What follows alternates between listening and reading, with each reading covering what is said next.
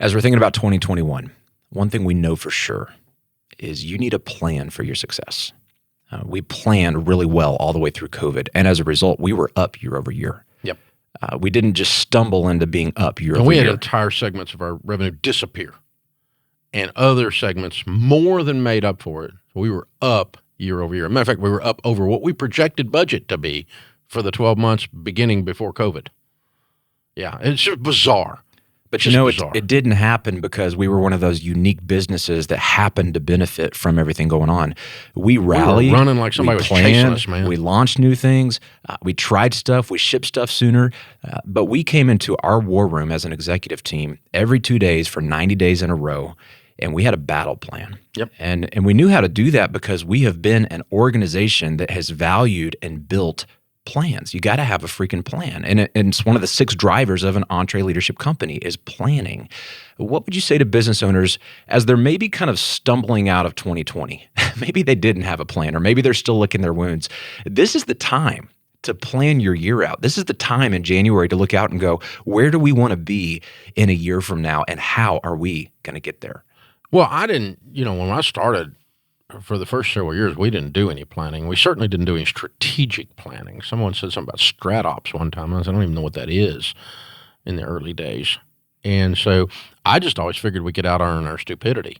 If we just go sell some more stuff, it'll all work out, And so we didn't, there wasn't a plan. Plan was make payroll Friday. Well, and that works to a point. Yeah, no. You can get a business moving with just some raw sales. You can do a lot of stuff that works to a point, but it's not necessarily the shortest distance between 2 points. It's not the most efficient way to get there. If you want to get from where you are to a better place, that's not the best way to get there. You can get there that way, but you're making it hard on yourself. So what I always said that was the lie that I believe was, I don't have time. I got too much to do. You want me to take my time? Planning to me was not working. Working was talking to a customer, making some money. Working was negotiating with a vendor. Working was being on stage producing the product. Working was work. But planning was like, that's what you do like on Sunday? I don't know. When you're not working. You just perceived it as just talking. I perceived it as a waste of time. Like it was and of course, that's stupid. I was stupid. But I said I didn't have time to plan. And of course, what that made us was highly inefficient, because if you figure out how you're going to go to Florida from Tennessee, you'll get there faster than just taking off in the car and hoping you go south. And which highway, and I don't know where that is, and I make this up, and people put it in their phone now with a GPS or whatever. But you need a plan. If I want to go from Nashville to Daytona, I need to think about how I'm going to get there. And that's a plan, and that's going to be more efficient than just going on a Sunday afternoon drive and hoping I end up on a pretty beach someday. That's ridiculous. And that's what I was doing. And I was driving really fast, but in lots of different directions. And if I'd have just gone down the highway, I could have gone slower, more carefully, and still gotten there quicker by having a plan. So the point is, you don't have time not to plan. The proof that we believe that is, in the biggest crisis this business has ever faced in 2020, we sent everyone home. 40 of us, 30 of us were working every day. The top leadership tier of 20 was in a room every morning. And what were we doing? Planning. We were planning and executing. We were planning, and by the afternoon, executing. That's right. And planning by Friday, executing. And planning, and by the end of the month, executing. We didn't just plan. So I think the misnomer is, if you get stuck on these extremes, because the reason there's a stigma around planning is there are some people who don't work, and they call it planning as an excuse. They're called dreamers. You hope they don't marry your daughter. So there's this constant ebb and flow between we need a plan, we need to execute, then come plan a little and execute a little. And the faster, we were in crisis, so we had to plan that morning and execute that afternoon, or plan that morning and execute by Friday, and that's literally what we did. And then plan that morning and execute by the following Wednesday, and that's what we did. And we started putting, what are the near-term things, the next things out, the next things out, the next things out. But we didn't just run out in the street flailing around hoping we would work this out, and kept working. And they're sucking your thumb sitting in the corner, but there's also flailing around rash without a map. And so we've just found the most efficient way. The shortest distance between you where you are and greater success is a plan, and it gives you efficiencies that exceed the time it takes to build the plan. Stephen Covey in The 7 Habits tells the story of the crew that's chopping down the trees in the forest, and nobody ever climbed up to the top of the tallest tree to look out and figure out if they're in the right forest. And they chopped down the wrong forest, and so the next day they had to go chop down the forest they were supposed to chop down to begin with. And it's just, that's leadership. Like, you have to take the time to get above the problem and say, are we doing the right things the right way? And if you're just executing all the time, you can waste a lot of effort, do a lot of the wrong things, and then you got to come back and do it later. Exactly. And what I now know that I didn't know when I was the young guy just running around flailing is that I actually get there faster if I don't work all the time, or I consider planning part of the work. Mm-hmm. And so if I stop and go, we're going to once a quarter shut down the entire operating board, the 15 most highly paid team members out of 1,000, and we're going to not do any work, tactical work, and we're going to get in a room and we're going to plan 2 days 4 times a year. Oh, and we're also going to go once a year to a really nice resort and just hang out together and hardly do any planning or anything, because the quality of relationships are increased and things move at the speed of trust, and we've got a great plan. And so we spend actual productive hours and money producing the plan and building relationships. And the efficiencies that those two things create far outpace 10x the time we took to do them. It takes a lot of maturity as a leader to realize that the best leaders spend a lot of time, an inordinate amount of time, thinking. But if you try to put your finger on what is thinking, you're right. You can't quantify it the way you can, like, I just called a vendor and we got this deal negotiated. Yeah, I just made $1 million on that thing. I just made $100,000. I just made $10,000. I can make payroll Friday because I picked up the phone and clicked that payable. You know, this guy wasn't paying me, so I get on the phone and he paid me. All right, I got that. That's going to make payroll Friday. I've done that a bunch of times in my life. And you need to do those things. Those are operational tactical habits that you've got to have in running a business, or somebody inside the business has got to have, or that you're not going to be there. If all you do is sit around and plan, you're a dreamer. But if all you do is work, you're chopping on the wrong forest. You got to do both. Dave, as leaders listening to this are thinking about 2021, many of them had a really tough year last year. I believe this is going to be the best year for so many business owners out there. There's so much to go harvest. There's so much that's been cleansed out. There's still some real problems. We're going to face those things all the time.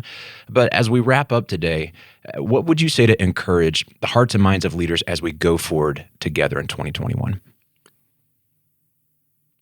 You know, we've told you this before, but maybe it takes on a little different light in light of what we've all just come through. You, as a leader, listening to this, are the solution. You're the secret sauce. It's not a better mousetrap. It's not a perfect person. It's not the hire that you haven't made yet, that you've been trying to hire. You've been trying to find this guy, trying to find this gal. It's not, this breakthrough in technology. It's you. You're the solution. You're the problem. And I've seen that over and over and over again. Some of you, your competitors, have been wiped out, and you just about have, and you're going to end up buying and owning all of them before you're done.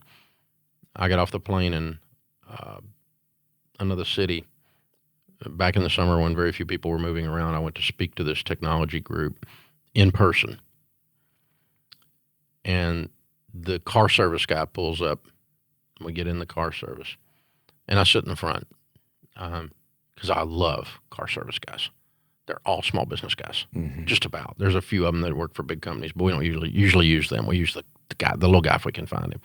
And I'm driving along. Turns out the guy was a fan, and he was the owner of this 5-person car service. They had 5 cars, 5 sedans, 5 SUVs out there rolling, and 1 Sprinter, one Mercedes Sprinter. But we were in the Suburban is SUV, riding along. And I'm like, so how's your year? Because I'm figuring there's nobody riding around in car services, right? Because the corporate guys are all at home. The people doing events are all at home. Who gets off a plane and gets in a car service in this pandemic environment in August of 2020? Nobody. I'm figuring this guy's getting ready to cry a river. He's going to tell me how bad things are and how he's just barely holding on. And he breaks out in the biggest grin. He goes, "It's the best year of my life." Really? I'm going, "How is it the best year of your life? Nobody's renting car services." "Dude, come on. You got to tell the truth here." I start messing with him. He goes, "No, really." He goes, "There were 3 other companies in this." It was a fairly small town, medium-sized town. He said there were 3 other companies, and they're all gone. I'm the only one left. I've got all the business. I said, "Well, all the business couldn't amount to squat." He goes, "Not a lot, but it's more than I had last year." Mm. He said, I'm up year over year. And I said, "So what happened to all of them?" He goes, "Most of them are pretty good guys. I was friends with them. A lot of them working for me now." And I bought several of their cars. And so he's actually taken market share, probably tripled, quadrupled his market share. And all he did was just keep moving. He didn't do anything. There was no magic to the guy. All he did was he led. He just kept moving. He realized he was the secret sauce, and whatever position he put himself in allowed him to do that, financially or whatever else. I didn't get into his finances. I don't know if he's debt free or what he did. A lot of those guys borrow money on their cars, so I don't push them on that, embarrass them. But the point was, I just thought, I love this guy.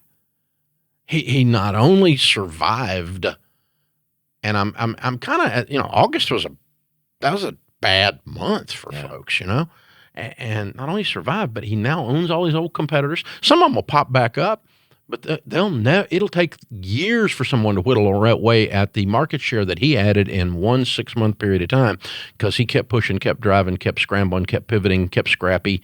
And all of those things are just leadership decisions. Yes, it's a decision. You are the secret sauce, baby, if you're listening to this. Listen, even if you got knocked down and you're one of them that went out of business and you're listening to this, it ain't over. You didn't die. And you get to go again.